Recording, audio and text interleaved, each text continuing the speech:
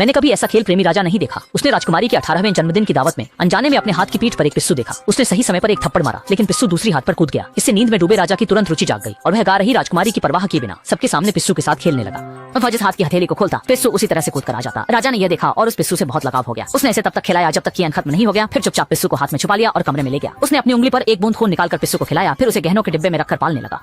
इस तरह हर दिन राजा का ताजा खून पीने वाला पिस्सू बहुत जल्दी आंखों से दिखाई देने वाली गति से बड़ा हो गया। राजा ने पिस्सू के लिए एक गाड़ी भी बनाई, जिसे पिस्सू के ऊपर लगाकर घोड़ा गाड़ी की तरह खेलकर अपना मन बहलाता। पता नहीं कितना समय बीत गया। पिस्सू में डूबा हुआ राजा पूरे दिन दरबार में नहीं जाता। केवल खाने के समय ही राजकुमारी उसे कभी कभी देख पाती और राजा हमेशा बची हुई बीफ स्टेक को चुपके से अपने शयन कक्ष में ले जाते थे, उस तेजी से बढ़ती हुई पिस्सू को खिलाने के लिए। उस रात महल के चिकित्सक को अचानक दरवाजे पर तेज दस्तक से जगाया गया। चिकित्सक तुरंत महल में पहुंचे और देखा कि राजा बिल्कुल ठीक है, कोई असामान्य बात नहीं है। चिकित्सक को समझने का मौका भी नहीं मिला कि क्या हो रहा है। राजा ने उन्हें जल्दी से खींचकर दिखाया और पाया कि राजा के कमरे में एक बेहद भयानक दिखने वाला जीव था। राजा भी अपनी गुप्त रिपोर्ट की परवाह किए बिना तुरंत वैद्य को अपने पाले हुए पिस्सू का इलाज करने के लिए कहता है। नतीजा यह होता है कि वैद्य हिम्मत जुटाकर जांच करता है और पता है कि रोजाना बड़ी मछली और मांस खाने वाला पिस्सू पहले ही 3 उच्च रक्तचाप की बीमारी से ग्रस्त हो चुका है और वहीं पर मर जाता है। ये देखकर राजा